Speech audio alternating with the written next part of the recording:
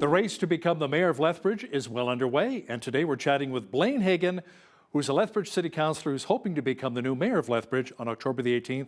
Blaine, welcome back to Bridge City News. Thank you, Hal, for having me.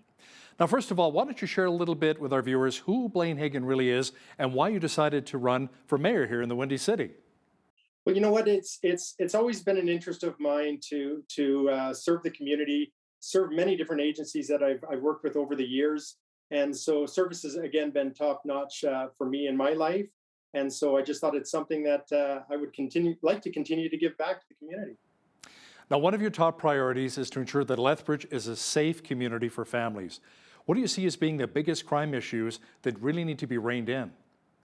Oh boy, safety is, as we know, Hal, it's a huge issue here in Lethbridge. And I mean, I think one of the obvious answers to combat some of the safety concerns that we have in the community is the reinvestment in our Lethbridge police services that provide the resources that they obviously need to continue to serve our community and to keep that safe level to what everybody is expecting. And I think it's extremely important that we do have the policing that's necessary. And I'm sure you'll know that here a couple of years ago, or just last year, we talked about reducing the police budget. And then in the last CIP, I did not approve that. I did not raise my hand for that because I think it's important that we do have policing in our community, and a reduction just means a reduction of feet on the street and more concerns coming in. And so for that reason, I think policing is a top priority on my agenda going forward, and to be able to work with my colleagues to make sure that we have the adequate policing to cover the concerns that we have in our community. Now, $1 million was recently taken out of the police budget. Would you consider putting that money back in? Absolutely. That's one of my top priorities, is to work with my council colleagues to make sure that we can get that reinvested into our police service for sure. Blaine, Lethbridge gained national attention over the last couple of years with the opioid crisis and the debate over the supervised consumption site, which is one of the busiest in all of Canada before it was shut down. Some residents want to see the return of another SCS in our city, while others prefer to see investment in recovery programs. How do you see things? Well, ultimately, I guess it comes as an elected official. I'm accountable to the people. So perhaps, I guess, a number one issue I've heard at the doors when I've been out knocking, as well as from friends and colleagues and emails, etc., is issues related to the SES. We know the opioid crisis has been around for a while, and it's in most communities, but it's something that we can definitely reduce the strain on our police service as we provide the services that are needed to combat this incredible crisis that we have out there today. And people want and need the treatment, and absolutely should receive it. Now, not everybody wants these treatment. We need to have those individuals that are experts in the field recommending the services that they need to be able to return to society and to recover from their illness, which is the addiction. Now, a lot of times with the opioid crisis and drug addiction, you find a lot of homelessness issues here in the city. How would you actually work with the province to address the homeless issue here in Lethbridge? Yes, it's extremely important that we understand that housing is a provincial mandate, and through the community here in Lethbridge, myself and my colleagues, we need to advocate on behalf of those individuals in our community to get the funding necessary. So if it's either provincial or sometimes there's federal funding as well that comes for that, it's extremely important that we have the relationships with both the provincial government and the federal government so that we can actually advocate on behalf of those individuals in our community. We do need more housing in the community. We know that.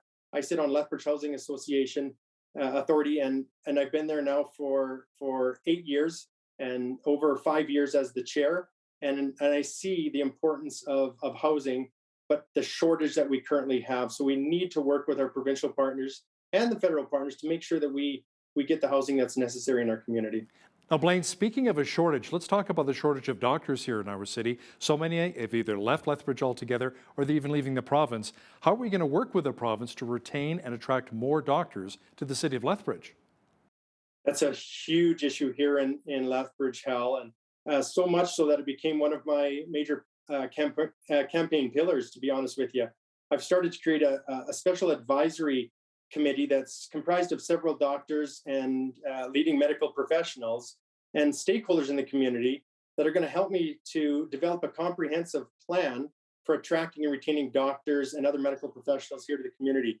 Now, we need to understand that this is a provincial, health is provincial, but that doesn't mean that we can't work together with those professionals here in our community. And I know there's one particular doctor I spoke with, he's recruited 12 doctors to the community. So although this is provincial, we can work with these doctors and as they continue to advocate for our community and bring in other doctors into the community. Because I know that my wife is in the medical field, and it's not just doctors. There's a lot of nurses that are leaving and a shortage of nurses. And she's a registered nurse here at the hospital, and we hear about it all the time. They're overworked. There's a shortage of nurses, and so again, it's everyone in the medical field that is they're getting burnt out. And I think that pandemic had a big part to play in that for sure. Now let's talk a bit about the pandemic. The COVID-19 pandemic caused a lot of division in our city, just as it has in many other major centers. If COVID-19 erupts again this fall and winter, how would you go about handling things here in the city? Will we bring back the mandatory face covering to be used in public buildings? I've always said that my plans are to be informed by the experts. I'm not a doctor, and sitting around that table, there's no doctors that I'm aware of around council, that horseshoe. And so I think we need to rely on the experts on this. And so, of course, that would be Dr. Dina Hinshaw and her team. And we need to listen to their advice. Blaine, there's always talk about how we need a third bridge here in our city, but of course, that's a pretty big budget item. What are your thoughts on how and when that will actually happen?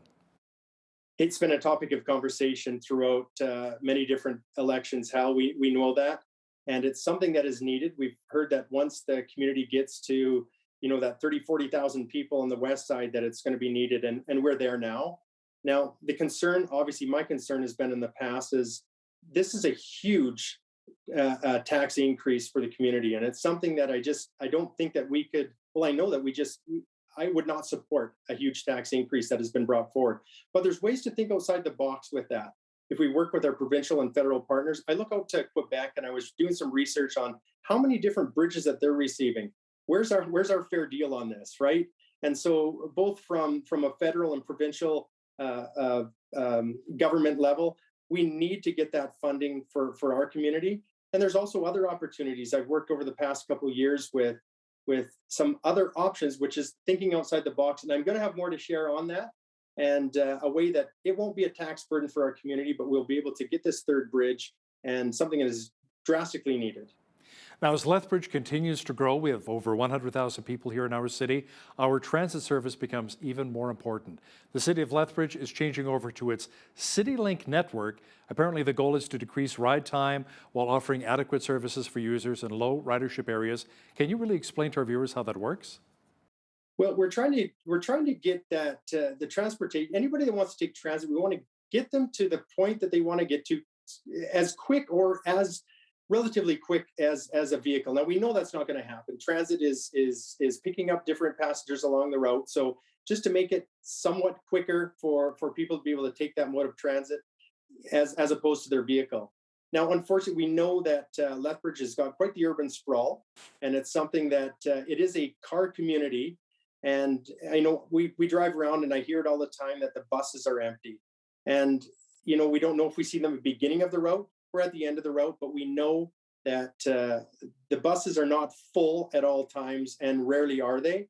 And so looking at ways to become more efficient with the way that we do it, and we're doing some of that now, but we need to continually look at that, because transit is the number 3 burden on taxation right now, next to fire and police.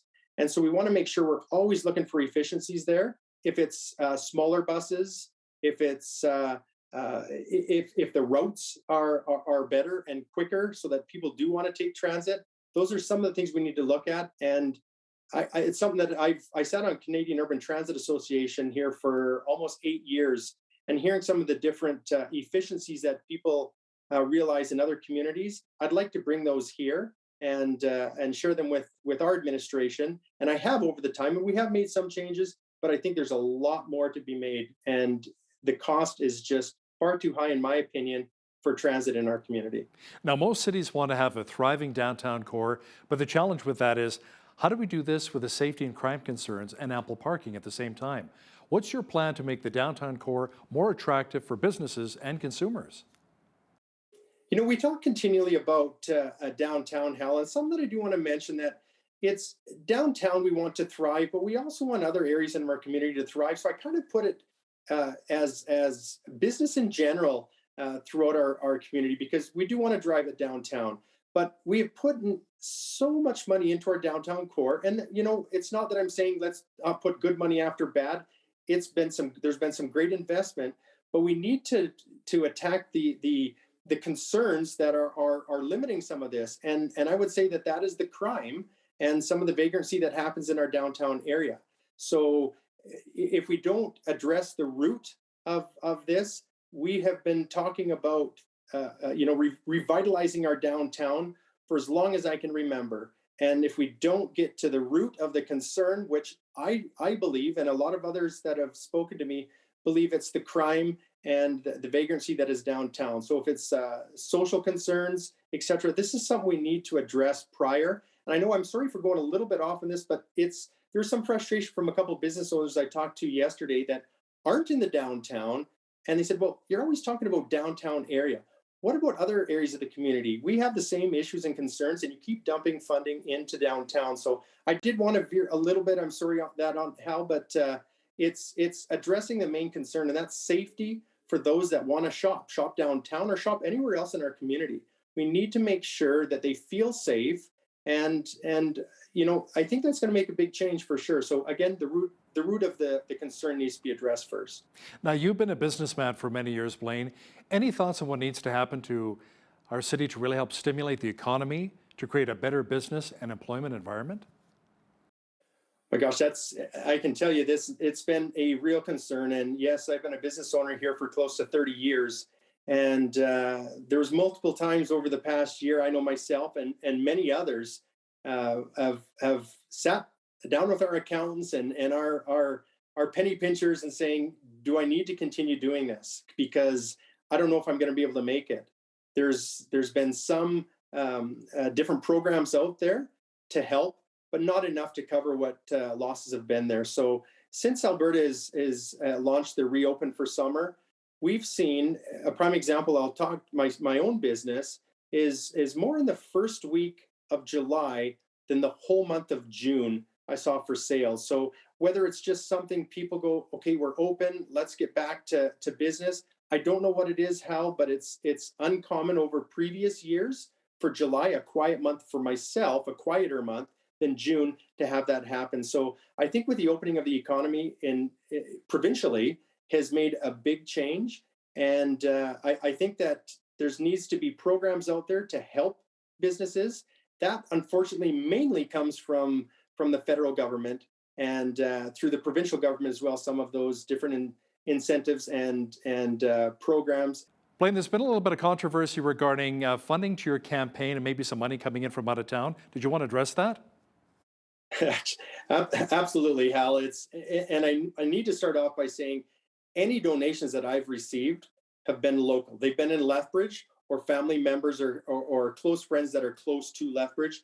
There is no funding, let me repeat, zero funding coming from the current government that is in power or any government for that matter. That, for one thing, PACs you're not able to accept PAC funding anyways, and that is in the Municipal Government Act. And so in the Local Authorities Election Act, I have not received any funding outside of local donors or friends and family that may be just close to Lethbridge. But yes, there's zero funding coming from any other levels of government. Blaine Hyggen is one of the candidates in the Lethbridge mayoral race, and the municipal election is coming up on October the 18th. Blaine, thanks so much for your time today. Thank you, Hal. Appreciate it.